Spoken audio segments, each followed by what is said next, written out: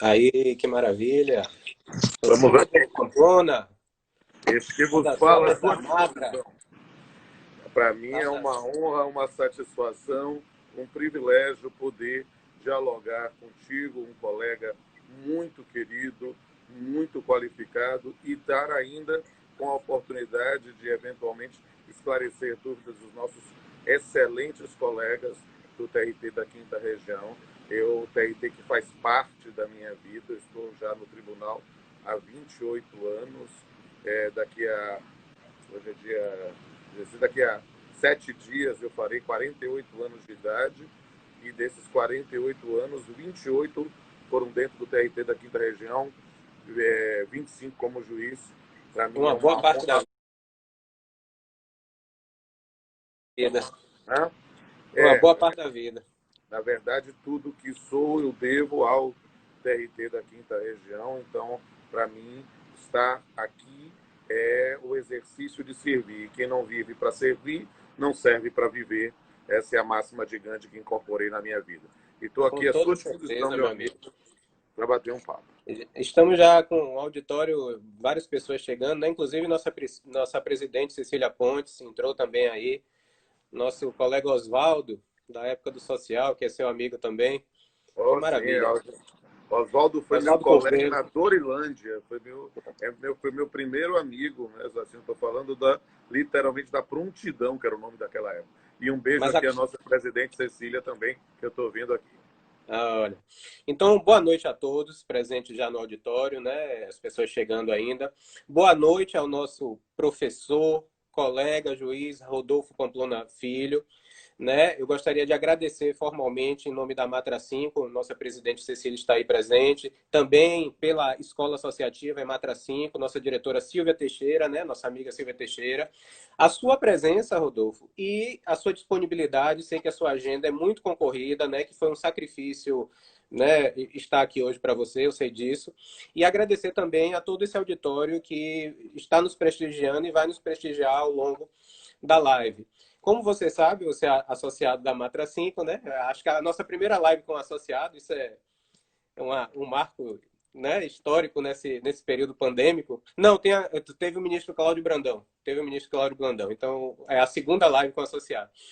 Então, a Matra 5, nossa Matra 5, ela tem, durante esse período de isolamento, propiciado aos seus associados e ao público em geral que segue ela no Instagram, né, lives, tanto de conteúdo jurídico, como é o caso da nossa hoje, quanto live de assuntos de interesse geral associados a todo esse período, né, que é uma abordagem também muito interessante, relacionada à saúde, saúde física, saúde mental, ergonomia, muito interessante também. Então, são temas diversos que são abordados nessas lives e vamos ao nosso de hoje, que é o impacto, né, da tal Lei 14.010, publicada semana passada, e especialmente, e aí a gente vai fazer uma abordagem geral, panorâmica da lei, e também tratar do assunto mais palpitante para nós da Justiça do Trabalho, que é o possível impacto do RJET, né, na prescrição trabalhista. Dr. Rodolfo Pamplona dispensa apresentações, mas ainda assim eu vou cumprir este ritual e vou dizer que ele é juiz titular da 32ª Vara do Trabalho aqui em Salvador, né, juiz do nosso TRT 5, é professor de Direito na graduação e pós-graduação, né, da UF, Unifax, né, a pós da Baiana também, nas áreas de Direito do Trabalho, Direito Civil e Metodologia do Estudo do Direito, o qual, inclusive, eu tive a honra de ser aluno. Doutor pela PUC de São Paulo, membro e presidente honorário da Academia Brasileira de Direito do Trabalho, meu confrade, presidente da Academia de Letras Jurídicas da Bahia, autor de diversos artigos e livros jurídicos de excelente qualidade, inclusive trouxe aqui para anunciar o novo Olha curso de só, Direito Civil. Esse aqui é o volume 1, que trata da prescrição.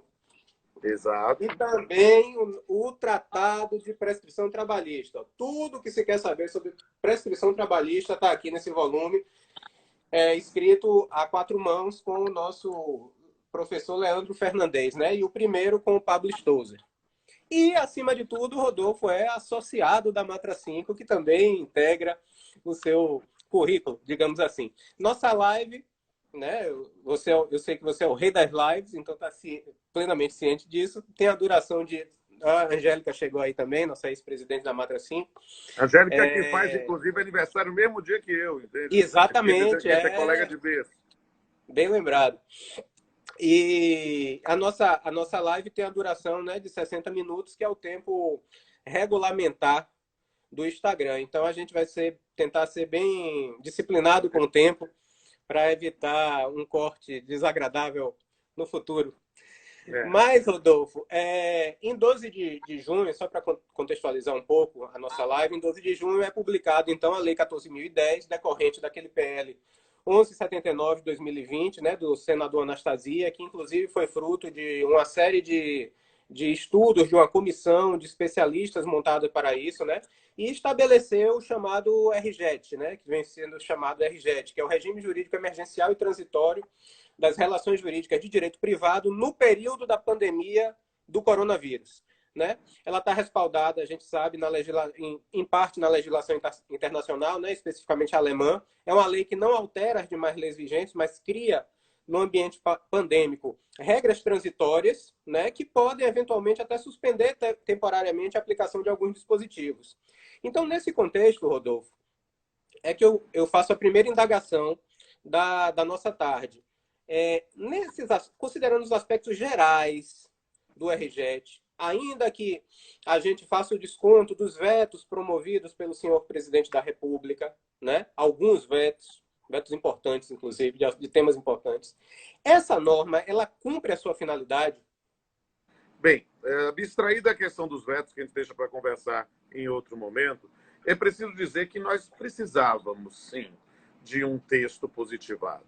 A alternativa para o sistema normativo do que ter um texto específico para essa fase pandêmica era ficar ao alvedrio do bom senso e do voluntarismo na atuação judiciária. Então, ter parâmetros objetivos calcado em textos de lei é algo que é recomendável no nosso sistema, que tradicionalmente sempre foi definido como um sistema de civil law, ou seja, de um direito positivado escrito. Então, termos os parâmetros para aplicar regras nesse período absolutamente excepcional na fase, né, do país e do mundo, é algo que realmente é recomendável. E segue uma linha de que outros países também têm feito isso. Eu tive, desde que entrei no período do isolamento presencial, eu passei a interagir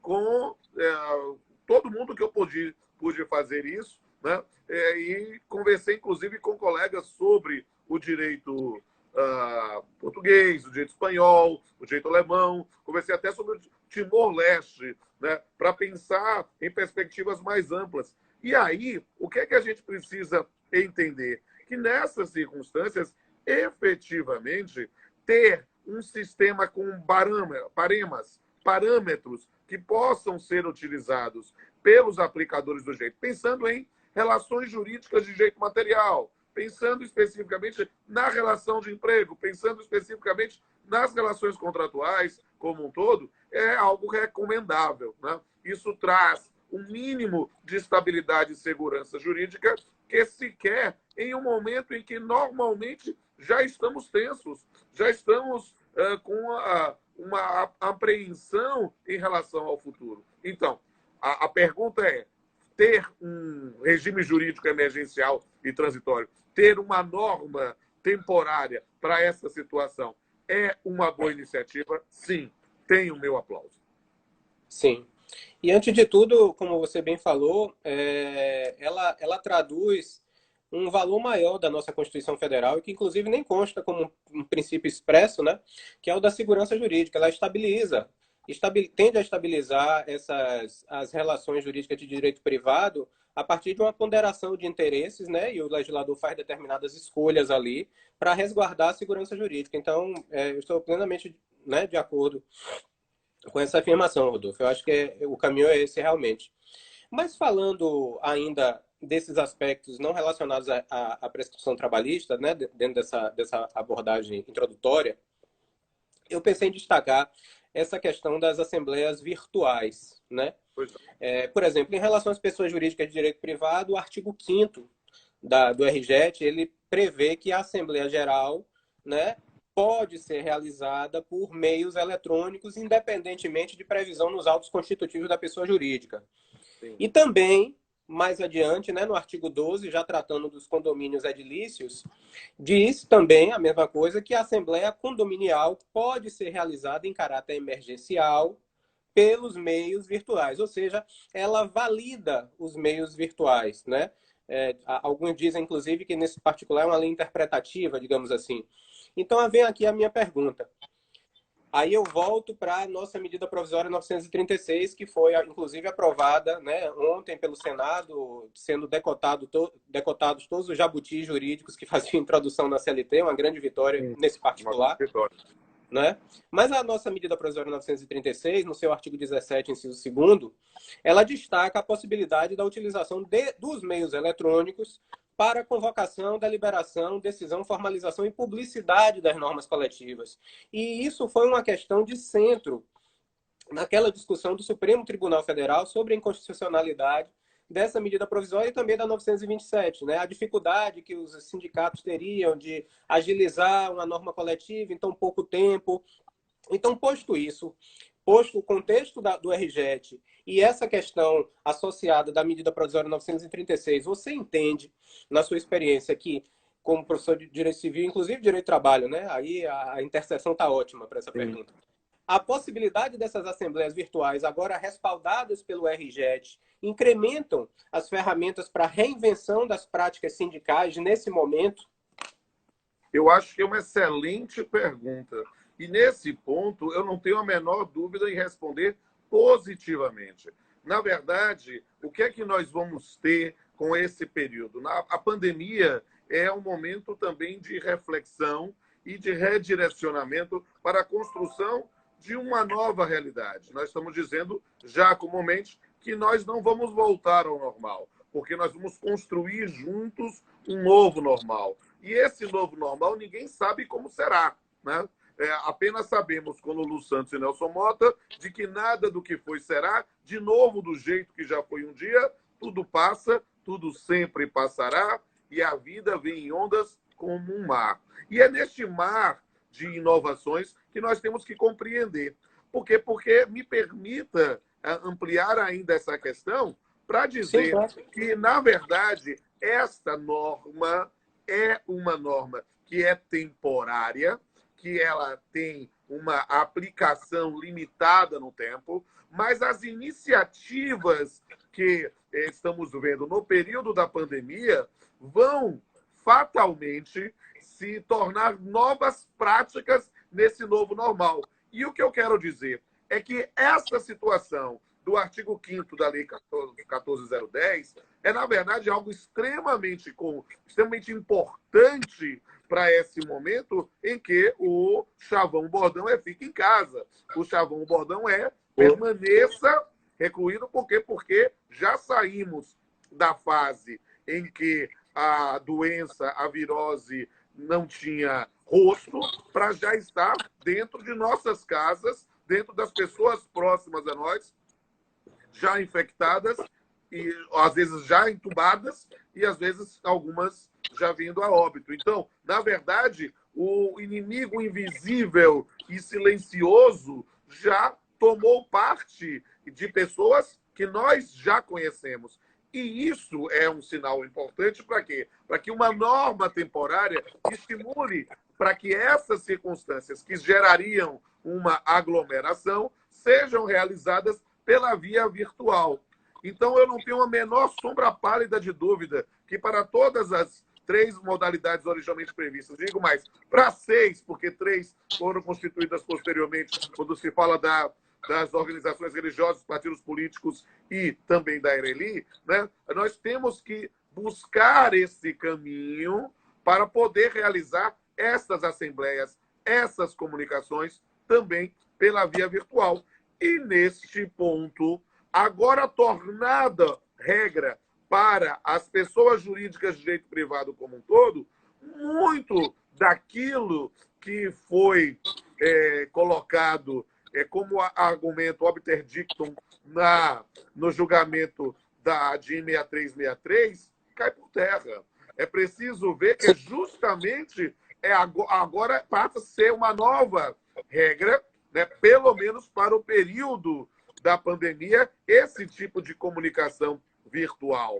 E me permitindo exercitar um dom de profecia que eu não tenho, eu quero dizer que especificamente essa ideia, essa prática, que neste momento é regulada para a situação excepcional, vai ser implementada. Da mesma forma, não é o corte epistemológico da nossa exposição, mas é claro que não tenho a menor dúvida que as audiências telepresenciais, as audiências virtuais, que estão sendo feitas como uma alternativa para esse período de pandemia, depois, no período pós-pandêmico, elas também vão continuar. Mas nós vamos Podem ter a continuar necessidade de como fazer uma readaptação, porque é preciso entender que a forma de realização de uma assembleia, como da mesma forma de uma realização de audiência, deve ser sempre encarada como uma forma de acesso ao exercício de seus direitos potestativos. Ou seja, ela deve ser encarada sempre na perspectiva da inclusão.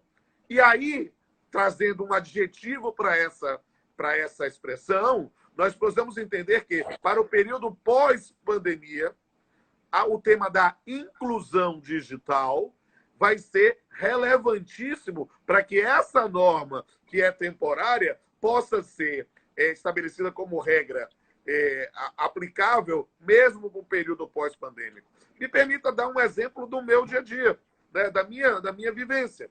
Eu sou o presidente da Academia de Letras Jurídicas da Bahia no meu segundo mandato. E antes do período da pandemia, nós estávamos na fase de reforma estatutária.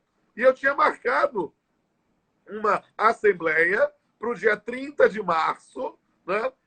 Não, para o dia 30 de abril, né? Em que nós íamos discutir o projeto de reforma estatutária. Agora estou eu respaldado expressamente pelo artigo 5º para fazer essa audiência pela via virtual. Sim. Mas digo, eu irei fazer? Eu não sei. Por quê? Porque eu só irei fazer. A Academia de Letras Jurídicas segue o modelo da Academia de Letras da França, 40 cadeiras. Então, eu só irei fazer se eu tiver certeza absoluta que todos os confrades e confreiras tenham condição de ter o acesso digital. E não é condição econômica, é justamente poder expressar. É claro que, e eu digo isso como quase com o meu jeito irreverente de falar, né? Claro que eu vou me valer em alguns deles, porque eu vou fazer 48 anos. Os confrades mais novos têm cerca de 40 anos, mas eu tenho confrades com mais de 90. E tenho nessa perspectiva a dificuldade do acesso. Então eu vou conversar muitas vezes com os netos de cada um para dizer, olha, você pode dar esse apoio, porque eu só vou realizar a audiência com quórum de 100%. Porque eu preciso ter a certeza de que eu vou realizar isso efetivamente com a presença ou com o quórum de 100%, salvo as ausências justificadas, mas eu preciso que todos possam manifestar. Então, eu vou fazer isso no pós-pandemia?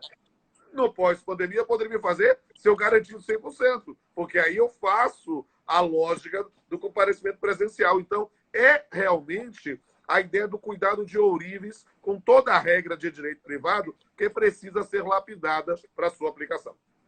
Sim.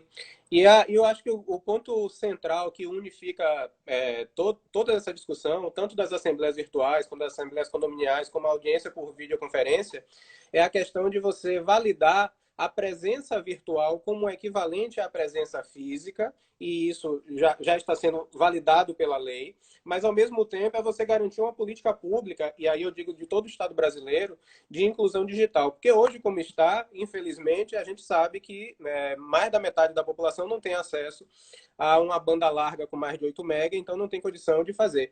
E acho também, Rodolfo, só concordando com você, nessa extensão do nosso corte, que a audiência por videoconferência, ela tende realmente a permanecer.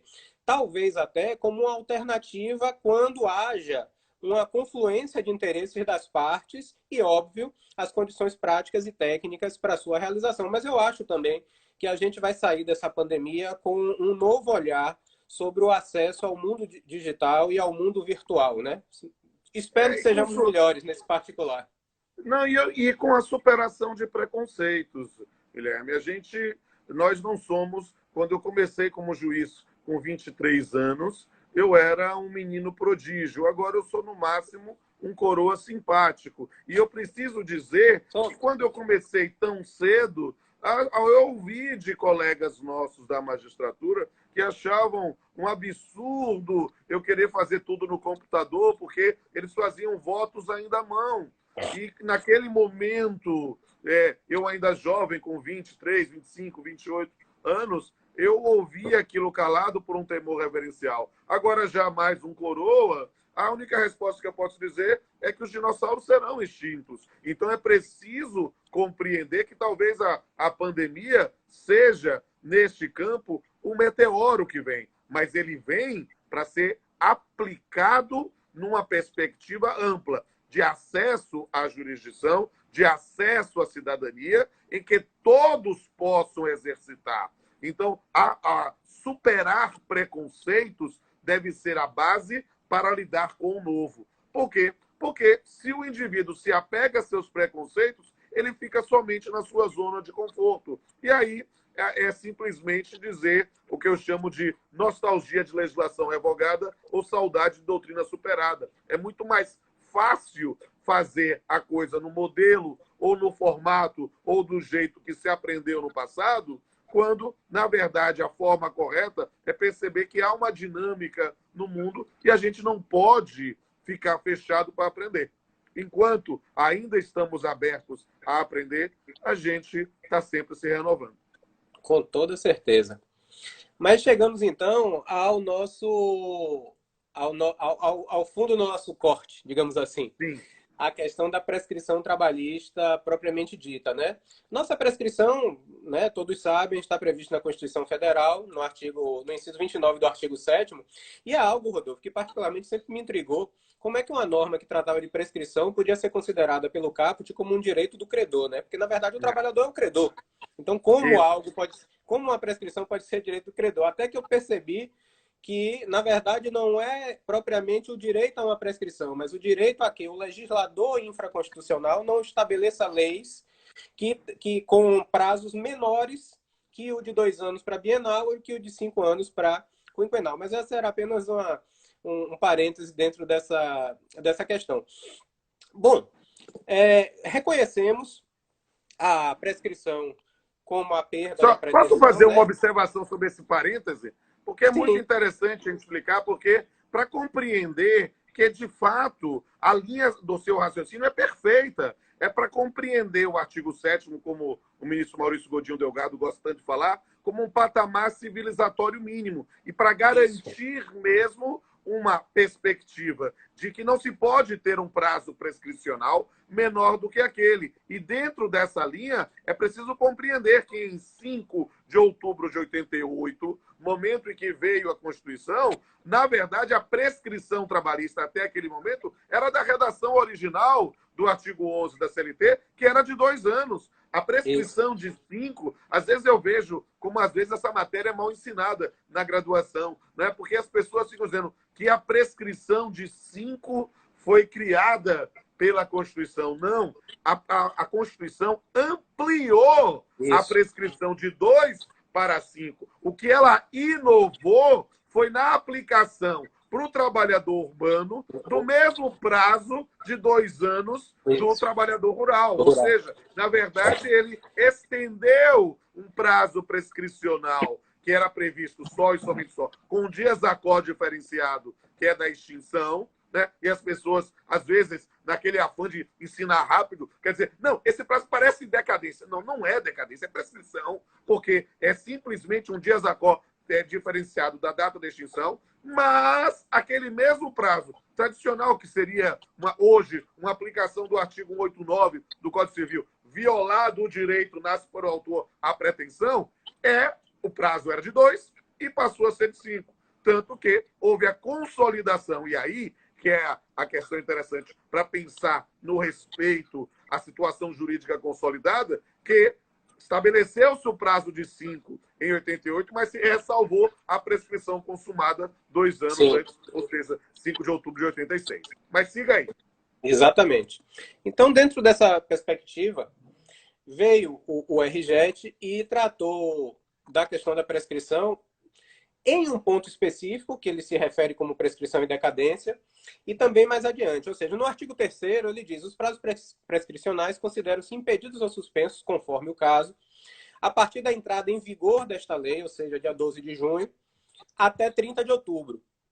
E mais adiante, no artigo 10, ao tratar do uso capião, que é reconhecido por muitos como a prescrição aquisitiva, né, a aquisição da propriedade pela uso capião, no artigo 10 ele fala: suspende-se o prazo de aquisição para a propriedade imobiliária ou mobiliária nas diversas espécies de uso capião, todas aquelas, né, a partir da entrada em vigor da lei até 30 de outubro de 2020. Ou seja, o mesmo tratamento para duas situações que têm a mesma ratio. Sim. Então eu pergunto para você, Rodolfo, essa hipótese específica, para deixar claro isso, de suspensão dos prazos prescricionais, aplica-se também à seara trabalhista e aplica-se, em caso afirmativo, tanto em relação à prescrição bienal quanto à quinquenal nossa? Excelente pergunta e é, sem sombra de dúvida, o ponto fulcral da nossa live. Ora, a Lei 14.010, ela dispõe sobre o regime jurídico emergencial e transitório das relações jurídicas de direito privado. Então, não há a menor dúvida de que, pelo menos na minha muito modesta concepção, de que isso é aplicável para as relações de trabalho como direito privado que é. O fato de termos, no campo das relações trabalhistas, um maior dirigismo contratual, com a maior interferência no conteúdo do contrato, com normas cogentes, não retira a característica de direito privado. Então, a resposta é um sonoro sim. Realmente há previsão. E se nós olharmos todo o RJET, talvez o que sobrou em função dos vetos, eu posso comentar os vetos depois, né? Porque os vetos realmente esvaziaram muito a proposta inicial, que era muito boa, muito boa. Eu acompanhei a tramitação do projeto de lei 1179 desde o seu nascedouro, e realmente era dentro desse momento em que temos produção normativa muito imperfeita, seria uma das melhores leis construídas recentemente. Mas ela perdeu muito da sua importância geral, né, por alguns cortes, inclusive com um dispositivo que poderia ser aplicável ao processo de trabalho na parte dos contratos, né, ao direito do trabalho. Mas, então, o que sobrou da RJET é justamente, para o direito do trabalho, é justamente o artigo 3º. E o artigo 3º é justamente essa hipótese. Só que ela tem uma situação tanto quanto complicada, que é essa menção ao impedimento à suspensão, mas, neste ponto, com uma limitação temporal a 30 de outubro, não tenha a menor sombra pálida de dúvida que, a depender de haver uma prorrogação desse período pandêmico, pode vir uma medida provisória prorrogando este prazo, mas, neste momento, com uma boa dose de esperança para retomar os contatos presenciais, pelo menos até 30 de outubro, nós temos aí uma boa linha de construção. Mas está suspenso e impedido desde quando? Isso aqui é um problema sério. Por quê? Porque a previsão legal específica remonta à data de publicação da lei, que foi um presente aí de Dia dos Namorados, dia 12 de junho, né? O prazo para a apreciação da lei, a sua sanção era até dia 10, ele sancionou, mas a publicação no diário foi até o dia 12. Então, temos hoje, como previsão legal específica, o impedimento ou a suspensão a partir de 12 de junho. E é preciso lembrar para aqueles que eventualmente estejam um pouco desatualizados ou estão só na aplicação prática, que não há diferença ontológica de causas suspensivas e impeditivas. Na verdade, são hipóteses em que o prazo prescricional paralisa e retoma de onde Aperta o parou pause. a partir. Exatamente. Como você fala lá, no controle remoto é o botão de pause, ao contrário da interrupção, que é o botão de stop 2 vezes. Ora, nessa circunstância, o botão de pause é para o impedimento e a suspensão. E perceba, tanto que nos artigos 197 ao 199 do Código Civil, trazem de forma indistinta para situações de impedimento e suspensão, porque a única diferença é se o prazo já começou a correr ou não. É simplesmente isso. O impedimento, o prazo, ainda não houve a violação nesse momento, e aí estamos com uma causa suspensiva, teve a violação, não começou a contar o prazo. Ou o fato é anterior, e nesse caso, há a paralisação. Então, nessa circunstância, perceba inclusive também outro campo de atuação, que isso vai servir também para hipótese de decadência. Né? Sim. E é que é algo que é importante, porque muitas vezes, e eu vi isso na condição de professor de Direito Civil há tantos anos, que às vezes as pessoas queriam distinguir prescrição e decadência pelo tratamento normativo e não pela essência. Né? Prescrição é perda da pretensão, se refere à postulação de natureza condenatória. Decadência é perda de direito potestativo, exercício de direito. E perceba que decadência pode ser legal ou pode ser contratual. As partes podem estabelecer uma decadência. E uma hipótese de decadência contratual negocial é algo que não se aplica em geral às regras, especificamente de conhecimento de ofício ou algo do gênero. Né? Uma das grandes dificuldades para nós no processo de trabalho, quando em 2006 foi modificado o Código Civil e CPC para admitir o conhecimento de ofício da prescrição, era justamente que as pessoas aprendiam prescrição e decadência de uma forma que era capenga, porque queriam, pela disciplina normativa, dizer que prescrição, acolher a prescrição de ofício era confundir com decadência. Não! Era simplesmente a disciplina normativa. E tanto que só se pacificou recentemente no campo trabalhista, com a reforma trabalhista, com a admissão da prescrição intercorrente de ofício. Ou seja, aí já talvez já tenha sido quem nunca comeu mel quando come se lambuza, e aí talvez tenha ido porque conseguiu ser pior do que a disciplina normativa do processo civil. E aí, bem, feitas todas as observações, a resposta também será positiva. Se nós estamos tratando de uma hipótese de suspensão e de impedimento, ele é para os dois marcos temporais, para o biênio e para o quinquênio. É como se, sem haver um óbice para o ajuizamento de demandas até 30 de outubro de 2020, qualquer demanda que for ajuizada hoje, amanhã, depois da manhã, ela vai, nesse ponto, ficar ressalvada. Vamos pensar no quinquênio, 5 anos a partir, vamos trabalhar com o texto da lei, de 12 de junho. Então, se até 12 de junho de 2015 está ressalvado até dia 30 de outubro. Se qualquer pessoa até 12 de junho de 2020 ainda não completou o biênio, né, ele tem ressalvado a possibilidade de pleitear até 30 de outubro. Como efeito pragmático, partindo do texto da lei, é essa a consequência prática. Há, porém, uma questão que é muito importante. Não sei se você vai perguntar, ou senão eu já sigo falando. Eu ia até lançar agora um questionamento sobre isso. Eu vou ver se eu estou adivinhando o que você vai perguntar, porque é um tema muito polêmico. É porque tá dentro da linha de raciocínio que você está desenvolvendo aí. Bom, prescrição hoje não se confunde com a perda do direito de ação, né? Isso já foi superado há muito tempo. Tem a ver com a pretensão. Já foi.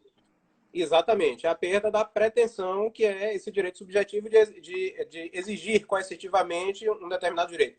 Mas, enfim, isso aí está diretamente relacionado também a uma questão de acesso, né? Porque só pode exercer a pretensão quem tem acesso. Olha, estou adivinhando o que você vai perguntar. Aí a pergunta que eu faço é a seguinte: a lei, talvez até nesse ponto, para evitar a pecha, de uma inconstitucionalidade por conta da irretroatividade, embora, quando a gente vai lá na parte do regime concorrencial, a gente vê que há uma sinalização do legislador para uma retroatividade na aplicação.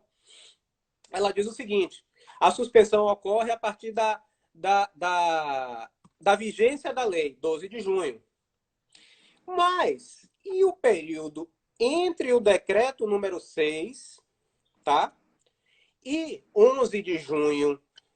Ou seja, se o prazo, o termo final do prazo, por exemplo, caísse nesse intervalo, ele estaria também abarcado pela suspensão disciplinada pelo RJET, ou, não estando abarcado, haveria outro caminho de se reconhecer a suspensão do prazo prescricional?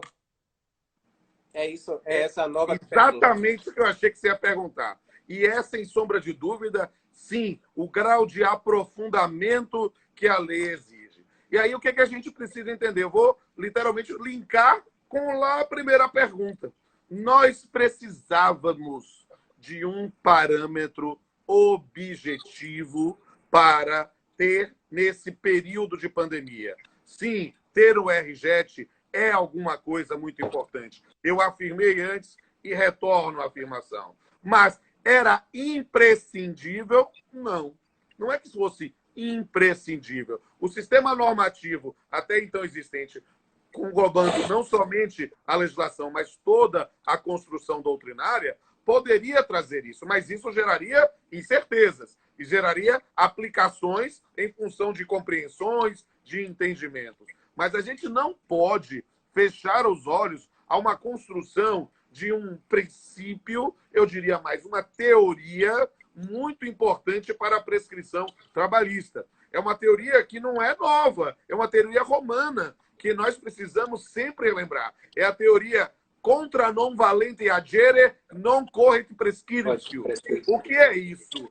É a teoria óbvia de que contra quem não agiu, né, contra quem não agiu de forma inerte, não pode correr prescrição. Quem não poderia demandar, não corre prescrição. E aí é uma circunstância que a gente precisa fazer como uma sistematização, pensando aqui nos nossos colegas, nas nossas colegas que estão refletindo sobre o tema. A questão é muito simples. O marco temporal para o impedimento ou suspensão da prescrição é inequivocamente dia 12 de junho de 2020, evitando qualquer discussão sobre uma aplicação impessoal e genérica de forma retroativa. Todavia, essa previsão específica pode ser, entre aspas, flexibilizada em que sentido? E aí perceba, o ônus da prova aqui é do autor. Ele vai ter que demonstrar que nas circunstâncias fáticas estava impedido de ajuizar a ação antes dessa data, desse 12 de junho. Por quê? Depois do 12 de junho já está ressalvado. Antes do 12 de junho, é claro. E aí nós vamos ter que verificar as peculiaridades de cada tribunal, de cada regional, se houve algum tipo de impedimento ou recomendação dentro do tribunal, se houve algum tipo de restrição do acesso ao Poder Judiciário, se há nessa circunstância alguma situação fática pela impossibilidade de ter acesso a coleta de prova ou coleta de provas prévia. Perceba, no pós-reforma trabalhista, que se exige pedido certo determinado com valor correspondente, talvez neste campo possa sim. É claro que aí o juízo é individual de cada magistrado na manifestação do autor. E para qualquer uma das dois prazos decisionais, quinquenal ou bienal. É claro que há sempre uma tendência de dar maior acesso à prestação jurisdicional, à tutela jurídica da postulação deduzida em juízo, mas deve ser feito neste ponto, demonstrando o autor por que não pôde ajuizar antes de 12. E aí você diz, mas isso aí é algo que não tem respaldo? Não, tem respaldo em uma teoria que é milenar, não é só centenária, não. E é um Eu estou princípio falando de uma geral, construção né, do de direito. direito romano, é um princípio geral do direito. E aí, mas eu nunca ouvi falar disso. Já ouviu falar disso, porque isso, inclusive, está na súmula, OJ, lá do TST, sobre a questão da Da suspensão da cobertura. prescrição do acidente de trabalho. Ou seja, o acidente de trabalho por si só pode gerar, depois dos 15 dias, a suspensão total do contrato de trabalho, mas não suspende a prescrição, salvo que a absoluta impossibilidade Impossibilidade. de Perfeito. acesso à justiça. Então, demonstrado, é um elemento que faz parte do ônus da prova do autor, a demonstração dessa subjetividade. É o caminho a poder, digamos assim, protrair essa data, não necessariamente para 20 de março, mas efetivamente quando tivermos aí a situação. É claro que a lógica do 20 de março pode ser, mas perceba, 20 de março é um parâmetro objetivo que se tem, mas o Isso. lockdown em algumas cidades foi antes ou depois, ao isolamento, então é algo que deve ser ponderado. O que a gente precisa para efeito de sistematização? A suspensão é a partir de 12 de junho. Para admitir que houve suspensão antes disso, é ônus da prova do autor demonstrar que houve um cerceio do acesso à justiça. Perfeito. E esse brocardo, né, romano, que é um princípio geral do direito, na verdade, se nós pararmos para analisar, ele está na raiz de boa parte das hipóteses de suspensão e interrupção da prescrição, né? A não ser alguma louca que tenha, que não tenha nada a ver e que tenha sido inserida lá no oba-oba legislativo. Mas, em regra, né, pelo bom senso, ele está na origem. E de há muito, Rodolfo, a gente sabe que a doutrina tem afastado a possibilidade de configuração daquele rol de hipóteses de suspensão e interrupção como números clausos, né? Então, se Não é, admite não. a construção jurisprudencial a partir exatamente da conformação desse princípio no caso concreto. Tem essa hipótese muito bem lembrada, excelentemente lembrada por você do acidente de trabalho. No âmbito civil tem aquela questão da cobertura dos seguros, né? Da indenização para as seguradoras, a súmula 229 ou 299 do STJ. Então, a Sim. jurisprudência caminha nesse sentido de concretização desse princípio para hipóteses, para observar, no caso concreto, hipóteses que configurem também a suspensão do prazo, porque justamente não é possível ao credor exercer a pretensão, porque existe um óbice de natureza concreta a impedir. E o estado de calamidade pública é um óbice mais do que bem configurado nesse caso, não é mesmo? Eu gostaria de Exato. aproveitar, inclusive, Rodolfo, para. Eu sei que eu vou me passar aqui em alguns nomes, né? Mas eu queria pontuar aqui a presença de doutora Dervana, doutor Luiz Mendonça, doutor Paulo Jucá, doutora Viviane Tanuri aí presente na live, participando bastante também. Muito bom contar com esse prestígio, que é o seu prestígio, né? Você é o grande convidado da nossa tarde. Isso é muito bom.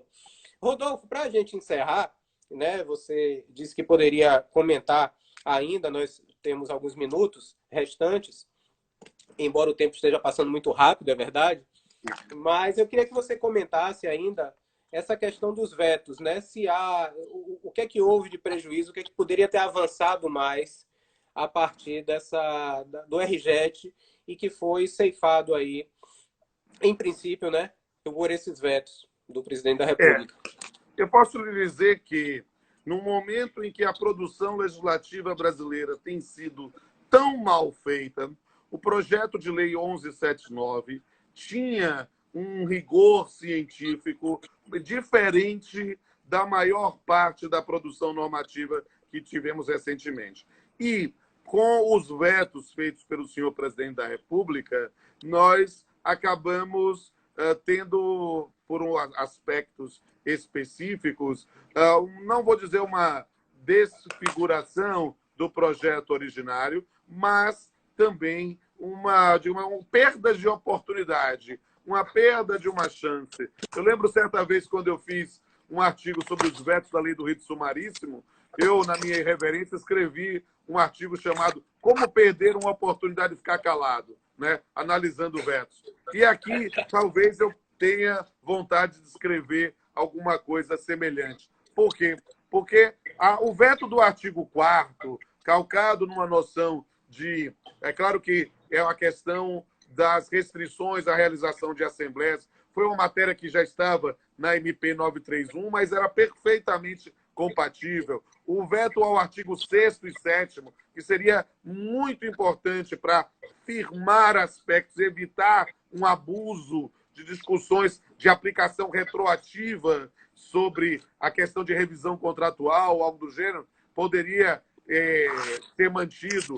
E, na verdade, a matéria de revisão contratual é algo que eu tenho muitas restrições do que eu tenho visto na prática. Por quê? Porque, na verdade, esse não é o momento de pensar em atuação estatal para modificação de conteúdo de negócios jurídicos, mas sim de empoderamento das partes, notadamente através dos seus advogados, para a construção de soluções negociadas. Então, essa ideia aqui do artigo 6º e 7º poderia ter permanecido. Do artigo 11, era algo que se explica dentro das manifestações do senhor presidente da República, mas é algo que, de fato, já tem sido aplicado nesses poderes dados aos síndicos dos prédios para poder garantir, para preservar a saúde pública. Remeter à Assembleia talvez seja algo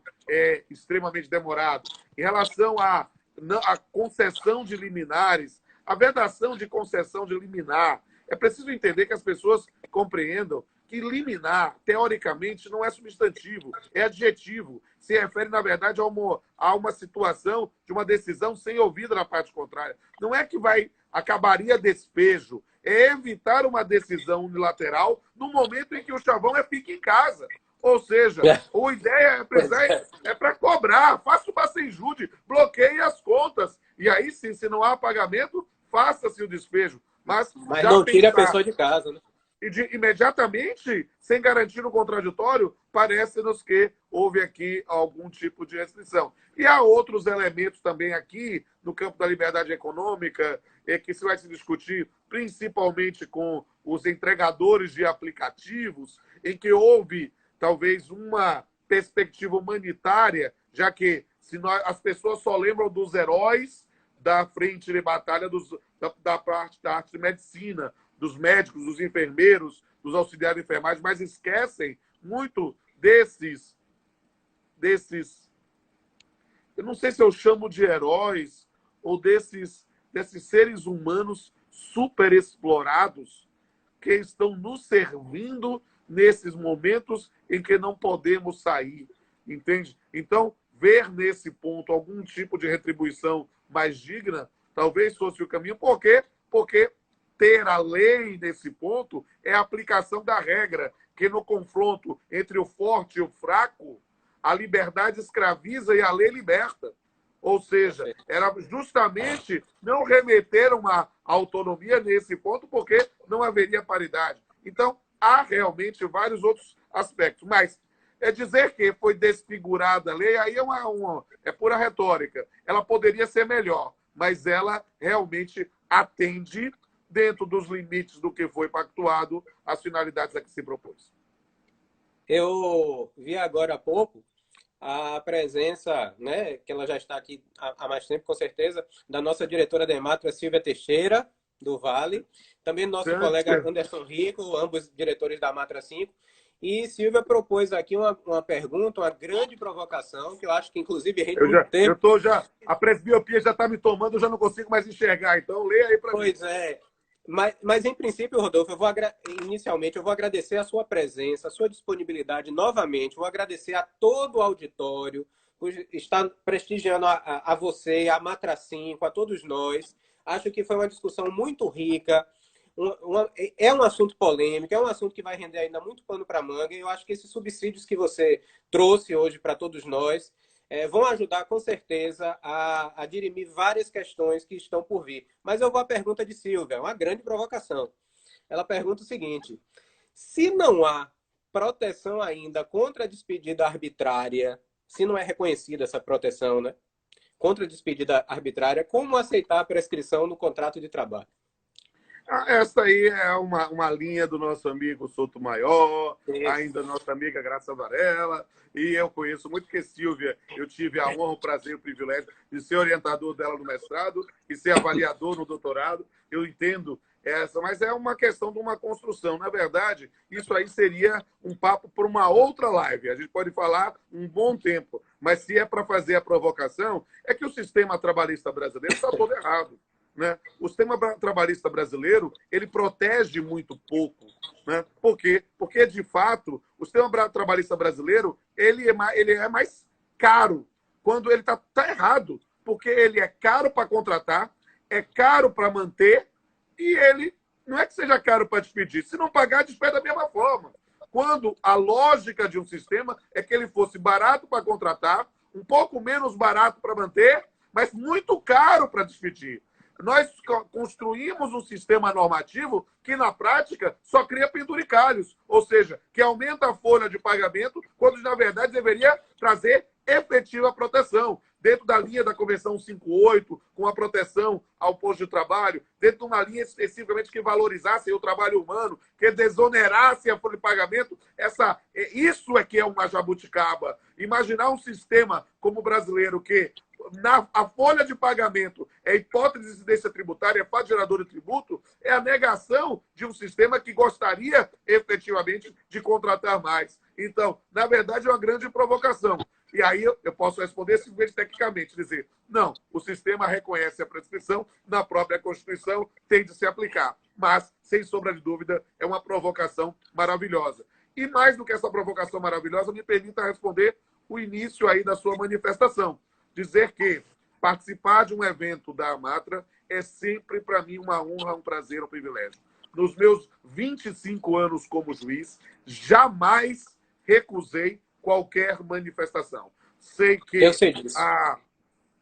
que por termos colegas muito valorosos, né, com conhecimento, com certeza, infinitamente superior ao meu, é sempre importante prestigiar todos e todas. Mas sempre que este velho colega for lembrado, eu estarei batendo continência e cumprindo o mistério. Para mim, é uma honra servir a todos e todas. E na magistratura, em especial, servir a nossa valorosa Amatra, para mim, é um dever de coerência profissional e afetiva. Você, sem dúvida, é portador do mérito associativo. Não apenas formalmente, né, pela comenda recebida, mas pelo testemunho que eu posso dar dessa colaboração, que pelo menos da parte que eu alcancei, tenho certeza que para trás foi a mesma coisa, da parte que eu alcancei a partir de 2003, eu posso testemunhar que você sempre esteve ao lado da Matracim, que atendeu a todas as nossas solicitações, sempre se empenhou. A revista Vistos foi, né, resgatada depois de um tempo que ficou adormecida e você participou ativamente nisso, entre outras tantas coisas, como arte, etc. A revista Visto fui eu que criei, inclusive, a pedido do nosso ministro Horácio Pires, quando era presidente da Amatra, ele disse, Pamplona, crie uma revista. Eu fiz sozinho a pauta dos primeiros volumes, então eu tenho muito orgulho de ter sido pai da revista por encomenda de nosso comandante Horácio, que mandou que eu fizesse e aí já foi lançada na segunda gestão de Cláudio Brandão como presidente da Amatra. Eu tive a honra de ser juiz auxiliar dele e realmente foi, para mim, um prazer, um filho querido. Muito bem, muito bem. Então, muito obrigado, Rodolfo, por essa participação. Muito obrigado de novo ao auditório. E com isso eu declaro encerrado o nosso evento e vamos refletir ainda muito sobre esse tema. E espero contarmos, né, e aí eu falo em nome da Matra 5, com a sua presença, tanto nesse ambiente virtual e outras oportunidades, quanto presencialmente nos eventos que vierem a ocorrer e nas iniciativas que forem, né, que aparecerem por aí. Tá ok? Para mim é Muito sempre obrigado, uma gente. honra. Boa tarde a todos. Quem não vive para servir, não serve para viver. E se a Matra me chamar, a minha resposta é de Sidney Magal. Me chama que eu vou. A gente se encontra. Ou então, o de Bel, né? Se me chamar, eu vou ao som de Se me chamar, eu vou. Pronto, a nossa baianidade ainda é maior. Um abraço, meu velho. Valeu, meu Até caro. a próxima, eu vou entrar em outro evento agora. Tá bom, um grande abraço.